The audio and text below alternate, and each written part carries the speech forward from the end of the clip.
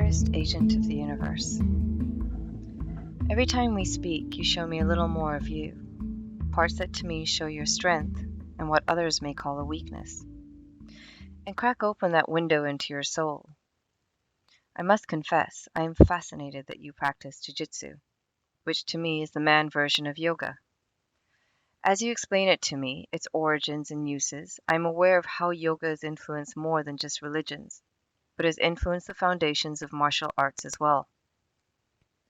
The physical practice of yoga is known as asanas, poses, which is what most people do in studios. When we practice the physical part of yoga, we are manipulating our body to untie the knots, the traffic jam of egos, that have blocked our channels, through the use of asanas, poses, and breath. So energy may begin to flow in us, and we automatically begin to feel better and happier. It starts to bring our fascia and our skeletal structure back to its original shape, which we have succeeded in twisting into a pretzel. Because when the latter happens, our body engages in a game of Chinese whispers, where information that is being sent in or out is blocked, stopped, or fragmented, putting us in a state of incoherence. Because each vertebra gives rise to two informational nerves, which often shoot out into more nerves. And if they do not get to their destination because of roadblocks, twists, and turns, then eventually things start to fall apart. Practicing asanas also creates discipline in us, to focus on one thing for a long period of time, to bring our nervous system into balance so we are more thoughtful and less reactive. But alongside the physical practice of yoga, we must learn to control our own behavior. Because no matter how many asanas you practice, if you keep riding those negative thoughts and feelings, you will just keep playing the same game of roadblock, unblock, block, unblock, until you finally give up on yoga, wondering why it is not creating the magic I am talking about. Because in yoga, the starting point of any change at all comes from controlling our own behavior. And we have finally arrived at yamas, which are guidelines of things not to do, restraints, and niyamas, which are things we should do, observances, when interacting with the world.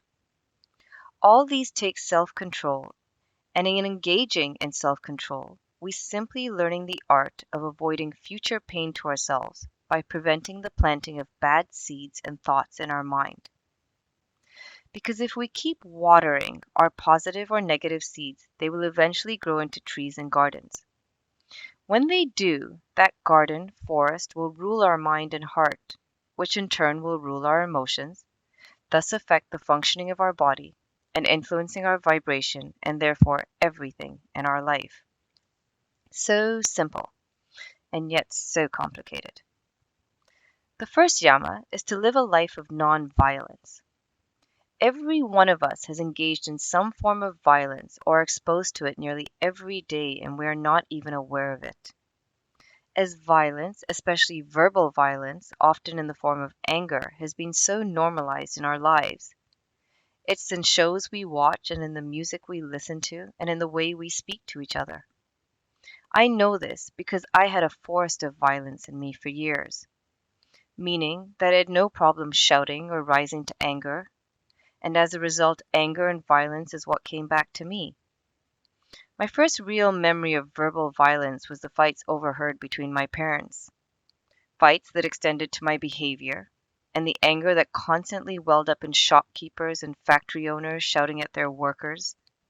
I heard profanities and racism come out of Indian mouths against blacks, whites against colored, colored against Indians. I learned from a young age that violent, hurtful words was but one method to express our fears, insecurities, and anger. These seeds of behavior that were planted in me by those around me were of course non-truths, and the water that fed them was racism, bigotry, and fear, so basically, sewage water. Then, of course, there was the physical violence I witnessed, from cops beating my friends with bars as their wrists were handcuffed to their ankles, the gun violence, the violence that some of my friends inflicted on themselves by injecting heroin, and of course the time-old violence of going to bars and drinking away anger or eating anger through junk food. It is how I learned to interact with others and with myself violently. Stressed, go to a bar, get high, eat crap. I also watched people break into our homes with guns and steal whatever they wanted.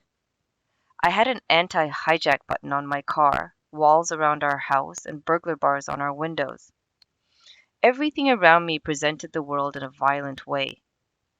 Yet, my teenage years were amazing, and all this violence was so normalized in our society that it did not even occur to me that there was another way to live life. The violence I learned as acceptable became the influencer of my own behavior. So when I was verbally and emotionally violent with others, I believed they deserved it because they would probably do the same thing to others or to me. Because that's how I believed people were and the world was. Do you know that every time you hit someone or say something violent to someone, you are hurting yourself? Literally. You are teaching yourself violence. You are moving your body into a state of stress. The memory of violence gets stored in your body, albeit your back, your hips, your ankles, or your wrists, and creates pain. And lastly, you are choosing a reality in a life filled with violence. As I started to consciously engage in nonviolence, what happened next was nothing short of magic. For example, when my guys came late or messed up, instead of rising to anger, I chose kindness and perspective.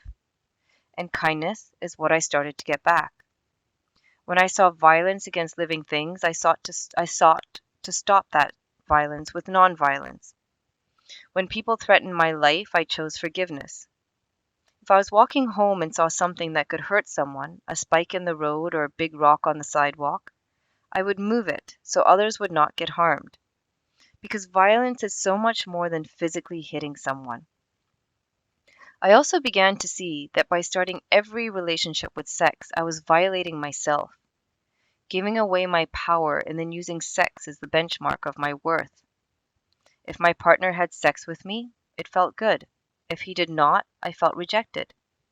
I had watched and seen too many experiences where men violently took sex from a woman, even if it was in role play, as if it was the thing they desired the most.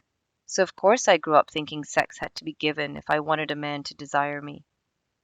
I stopped watching shows that had violence in them, violent songs, books, news, and I watched my words and my actions constantly engaging in non-violence. In time, I stopped seeing violence everywhere, and more kindness began to appear in my life. I also found it that in treating myself from a place of non-violence, the light of self-love began to grow and slowly swallow up my fears and insecurities that had driven violence. I rarely rose to anger, and as such, I was rarely accosted with anger. Internally, I felt good because I had reduced the amount of time I spent riding the snake called our sympathetic nervous system.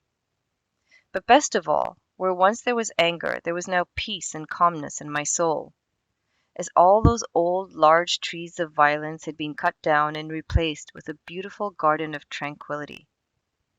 However, that garden must always be watered and looked after, and in this way the work never ends. The second form of self-control is to always tell the truth, to never create a misimpression in someone's mind. We do this by ensuring that what we say matches as closely as possible to the picture we have of things we are speaking of inside of us. To lie. This one was like the Amazon jungle in my mind. From the time we moved back to Zambia at the age of 13 from Alabama and Toronto, I learned to lie from my friends, from gangsters, of course, and from my own family who believed that lying was okay to protect us. Oh, and of course from society, that lies to meet expectations and to save face and to not hurt one's feelings. You know, using myself as an example, my feelings can only be hurt if I allow them to be. And if I fail to see that if someone is disagreeable to my outfit, my hair, my choices, it is merely their perspective, not a truth. I soon developed a reputation as the crazy Indian girl that dared to defy the norms that governed us. I lied to play football with the local boys. I lied to go to house parties. I lied to do all the things that were forbidden to us Indian girls. And because I lied, I saw everyone having the same capability as me and found that I always had mistrust in what others told me. Because how we see the world is a direct reflection of our internal world. You really do get back what you give out, so lies is what I got back. As a result, my body suffered from the stress that comes from holding on to lies and kept me in a low state of anxiety that manifested in my health. I also fell into the common trap that we all fall into, where we find that lying about something, for example, brings us financial gain, thinking that it is the lie that brought it about, when really it was the effect of a cause that occurred way before the lie. Because if it was the lie, then every time we lied, we would have a financial gain. But we don't see that part. We just use the gain to reinforce our behavior. Lying is also about giving misinformation. When we don't know the answer to something, we lie and make up the information, rather than admit we don't know the answer. Do you have any idea how much harm you cause by doing this? Imagine someone being bitten by a snake and in trying to fight off death follows the instructions given to him by someone who made it up, rather than saying they did not know the formula. This seed of lying is so detrimental and the source of so much suffering and pain to others and to ourselves. So I stopped this as well. Lying. What an enormous relief that brought to my life. I now always speak from a place of truth, and if I cannot, I choose silence. If I do not know the answer, I say I do not know the answer. The habit of telling truth has become so ingrained that I find it impossible to lie and find engaging in little white lies extremely uncomfortable, often more uncomfortable than telling my truth. Because where is the line? Look at it from any angle, a lie is a lie. Don't get me wrong, sometimes courage fails me and I engage in a lie, as it has been an easy way out in the short run. But in the long run, I've paid for it, one way or the other.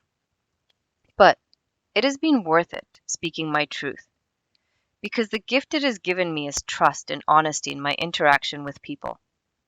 You will be amazed what happens when you speak your truth.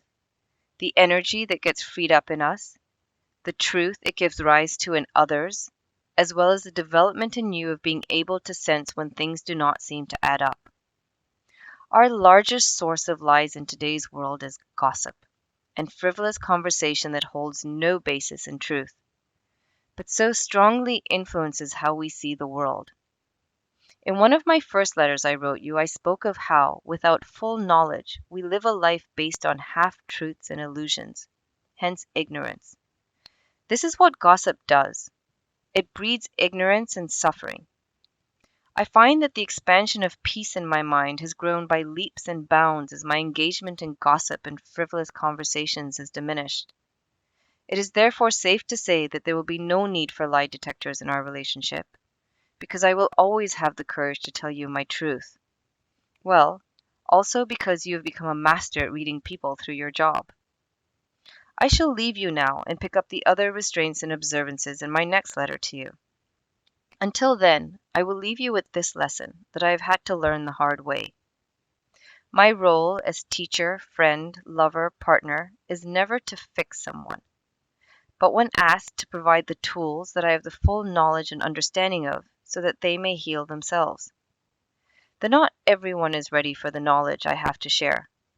So it is important not to expend my energy on those who are not open to change, but to keep it for those who are. Thank you. Thank you for being open to these letters and their contents, because writing them is changing me on a deep and profound level. Love, the Enchanted Yogi.